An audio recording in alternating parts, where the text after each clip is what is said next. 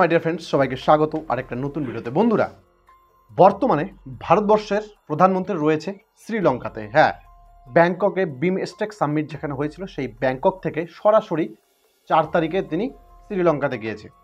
আজকে 6 তারিখ, 4, 5, 6 3 দিনের ভিজিট শ্রীলঙ্কাতে তার ছিল।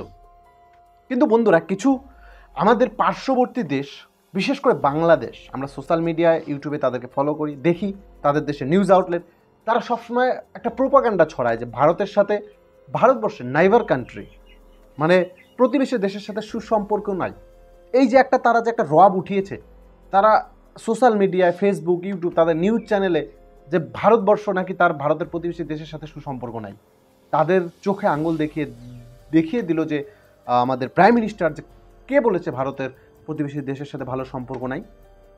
ভারতবর্ষের প্রতিবেশী দেশ ভুটান ভারতের সবথেকে ক্লোজ ফ্রেন্ড।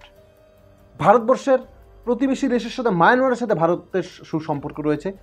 ভারতবর্ষের প্রতিবেশী দেশ মালদ্বীপ ভারতের বিরুদ্ধে অ্যান্টি ইন্ডিয়া সেন্টিমেন্ট, মৈজু, তোমরা সবাই চেনো, সেই মৈজু অ্যান্টি ইন্ডিয়া সেন্টিমেন্টের ওপর নির্ভর করে তিনি ভোটে জিতে সবার আগে ভারতবর্ষ এসেছে।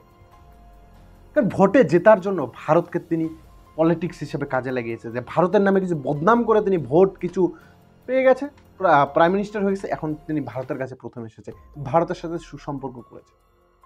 হ্যাঁ, ভারতের সাথে ভারতের নাইবারের সুসম্পর্ক নাই, সেটা হলো পাকিস্তান আর এই যে বাংলাদেশ।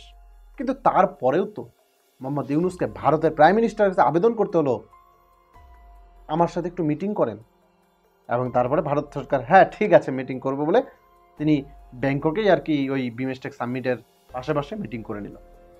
যাই হোক, মানে যারা জানে যে ভারতের সাথে প্রতিবেশী দেশের সম্পর্ক খারাপ, তাদেরকে আমি এই কয়েকটা দেশের উদাহরণ দিলাম। তাছাড়া তো যদি একটু দূরে যাওয়া যায়, জাপান, ইন্দোনেশিয়া, থাইল্যান্ড, সবার সাথেই তো ভারত সম্পর্ক, শুধুমাত্র এদিকে পাকিস্তান আর বাংলাদেশ বাদে। বন্ধুরা, যেই কথাটা এই ভিডিওতে আমি তোমাদেরকে জানাবো, ভারতবর্ষের প্রাইম মিনিস্টার বর্তমানে যে শ্রীলঙ্কা রয়েছে, শ্রীলঙ্কাতে যাওয়ার পরে সেখানে তাকে গ্র্যান্ড ওয়েলকাম জানিয়েছে সেই দেশের প্রেসিডেন্ট অনুরা কুমার দিশানায়েক। তাকে রেড কার্পেটে আগমন করা হয়েছে। সেখানে শ্রীলঙ্কার সৈন্যরা প্যারেড করে তাকে আগমন করেছে এবং সাথে সাথে তোপের মাধ্যমে গুলি বর্ষণ করে তাকে স্বাগত জানানো হয়েছে রেড কার্পেটে করে শ্রীলঙ্কা। তাতেই বোঝা যাচ্ছে যে বর্তমানে শ্রীলঙ্কাতে ভারতের প্রাইম মিনিস্টারের কতটা গুরুত্বপূর্ণ।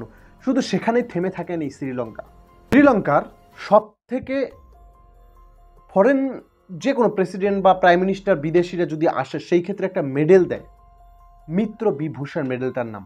সেই মিত্র বিভূষণ মেডেল দিয়ে নরেন্দ্র মোদীকে তারা আহ্বান জানিয়েছে। তাদের দেশে সব থেকে বিদেশির দেওয়া সব থেকে উঁচু পর্যায়ের একটা মেডেল। বন্ধুরা, তাহলে বুঝতে পারছো ভারতের গুরুত্বটা কত। মিটিং হয়েছে ওই শ্রীলঙ্কার প্রেসিডেন্ট অরুণা কুমার দিশানায়কের সাথে মিটিং করেছে, তারপরে এমন কিছু জিনিসের উপর সাইন হয়েছে যেটা ভারতের ইতিহাসের সাথে শ্রীলঙ্কার ইতিহাসে প্রথমবারের মতো হয়েছে। সেখানে ভারতের সাথে শ্রীলঙ্কার ডিফেন্স প্যাক্ট সাইন হয়েছে। সেখানে সেই ডিফেন্স প্যাক্টে বলা হয়েছে যে ভবিষ্যতে কোনো দিন শ্রীলঙ্কার মাটি ব্যবহার করে কখনো কোনো দেশ ভারতের বিরুদ্ধে লড়াই করতে পারবে না।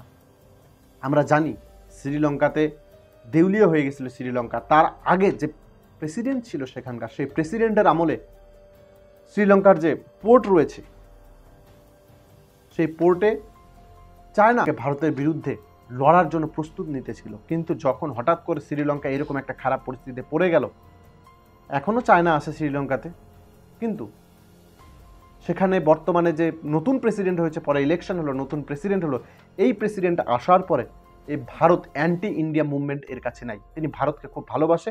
তিনি তার প্রমাণ তো আমরা এই কয়েকটা জিনিস দেখলাম বর্তমানে মোদি যখন ভিজিটে গেল। তো তাতেই বোঝা যাচ্ছে যে ভারতের সাথে শ্রীলঙ্কার ভবিষ্যৎ সুসম্পর্ক আবার ভালো হবে। মানে ইতিহাসে প্রথমবারের মতো এমন কোনো একটা সাইন হয়েছে যে শ্রীলঙ্কাতে দাঁড়িয়ে থেকে কোনো বিদেশি শক্তি ভারতের বিরুদ্ধে লড়াই করতে পারবে না। আর ভারতে দাঁড়িয়ে তো শ্রীলঙ্কার লড়াই করবে এমন তো কোনো মুভমেন্ট নেই, কারণ ভারত নিজেই, বুঝতে পারলে, সাথে সাথে সাইন হয়েছে টেকনোলজি এদেশ করার জন্য, মানে শ্রীলঙ্কাকে টেকনোলজি ডেভেলপ করার জন্য, শ্রীলঙ্কাতে আরও নানা ধরনের উন্নতির জন্য এরকম 60টা জিনিসের ওপর চুক্তি হয়েছে ভারত সরকারের সাথে। তো বন্ধুরা, এই যে নরেন্দ্র মোদীর ভিজিট শ্রীলঙ্কাতে, তাতে কিন্তু দেখিয়ে দিল যারা অ্যান্টি ইন্ডিয়া মুভমেন্ট করে, যারা ভাবে যে শ্রীলঙ্কা বা ভারতের প্রতিবেশী দেশটা ভারতকে ভালোবাসে না, তাদের চোখে আঙুল দেখিয়ে দিল যে ভারতের প্রতিবেশী দেশ যখন বিপদে পড়ে তখন সবাই ভারতের নাম করে ভারতের কাছেই আসে। তাই ওরা যখন মাঝে মধ্যে একটু খারাপ উল্টা 2-4টা কথা বলে, সেটা গায়ে লাগিয়ে লাভ নেই, কারণ পুরো কন্ট্রোল ভারতেরই থাকবে। কারণ ভারত হিসাবে শ্রীলঙ্কা, বাংলাদেশ, মালদ্বীপ এগুলো একটা তুচ্ছ দেশ, যাদের সেরকম কোনো বড় ক্ষমতা নেই। তো বন্ধুরা, যেভাবে বন্ধুত্ব সম্পর্ক দিকে আগাচ্ছে ভারত শ্রীলঙ্কা, সেটা আরও এগিয়ে যাক, এবং যাতে ভবিষ্যতে চায়না চোখ রাঙাতে না পারে শ্রীলঙ্কা থেকে, যার জন্য এই যে ডিফেন্স প্যাক্টটা যে সাইন হয়েছে সেটা যাতে গুরুত্বপূর্ণ ভূমিকা পালন করে। তো বন্ধুরা, এই নরেন্দ্র মোদীর ভিজিটে এবং বিশ্বগুরুর যে খেতাব অর্জন করেছে নরেন্দ্র মোদী, প্রত্যেক দেশে তাকে গ্র্যান্ড ওয়েলকাম, সে থাইল্যান্ড হোক কিংবা আমেরিকা হোক কিংবা ফ্রান্স হোক, মানে বিশ্বের যে কোনো দেশে তিনি গেলে তাকে একটা গ্র্যান্ড ওয়েলকাম করা হয়, তাকে বিশ্বের মোস্ট লিডারের মধ্যে একজন হিসেবে ধরা হয়। এই নিয়ে তোমার কোনো মন্তব্য থাকলে অবশ্যই সেটা কমেন্ট বক্সে জানাতে পারো।